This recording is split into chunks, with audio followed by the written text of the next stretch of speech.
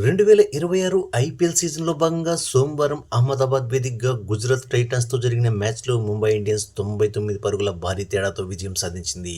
తిలక్ వర్మ అద్భుతమైన సెంచరీతో ముంబై విజయంలో కీలక పాత్ర పోషించాడు. ముఖ్యంగా మొదటి 22 బంతుల్లో కేవలం 19 రన్స్ మాత్రమే చేసిన తిలక్ వర్మ బాల్ను హిట్ చేయడంలో చాలా ఇబ్బంది పడుతూ కనిపించాడు. కానీ స్ట్రాటజిక్ టైమౌట్ సమయంలో తిలక్ వర్మతో గట్టిగా అరుస్తూ హార్దిక్ పాండ్యా ఏదో చెప్పాడు. అతడు ఏం చెప్పాడో ఏమో తెలియదు, కానీ అప్పటి వరకు స్లోగా ఆడిన తిలక్ వర్మ హార్దిక్ మాటలతో రెచ్చిపోయాడు. ఆ తర్వాత తిలక్ వర్మ ఆడిన 23 బాల్స్లో ఏకంగా 84 రన్స్ స్కోర్ చేశాడు.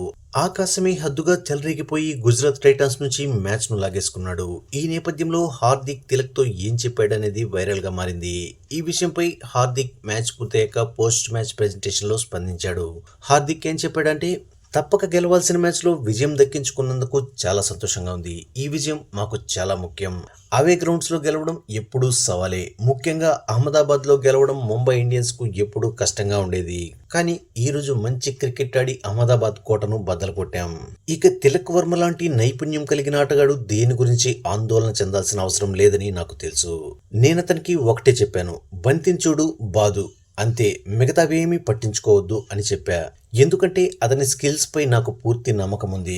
కాకపోతే ఒక్కోసారి అది కలిసి రాదంతే. కానీ ఈ రోజు మాత్రం అతను అద్భుతం చేసి చూపించాడు. ఇక నేను మైదానంలో ఎంత గట్టిగా అర్చానంటే నాకు కళ్ళు తిరిగినంత పనైంది. అయితే ఈ ఎనర్జీ తిలక్ వర్మతో పాటు ముంబై ఇండియన్స్ కు చాలా అవసరం. ఇక బూమ్రా విషయానికి వస్తే, జస్ప్రీత్ బూమ్రా మొదటి ఓవర్లోనే వికెట్ తీయడం అద్భుతం. బూమ్రా ఎందుకని ఫస్ట్ ఓవర్ వేయడం లేదంటూ చాలా మంది అడుగుతుంటారు.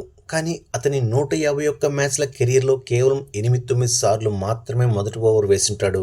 ఎందుకంటే బూమ్రా ఒక స్పెషల్ బౌలర్. అతన్ని జట్టు ఎక్కడ అవసరమైతే అక్కడ వాడుకుంటుంది.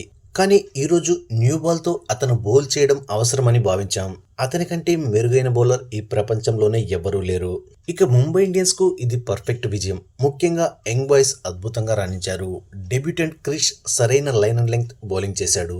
అశ్విని కుమార్ గత ఏడాదిలాగే ఈసారి కూడా 4 వికెట్లతో చెలరేగి మొమెంటం అందించాడు.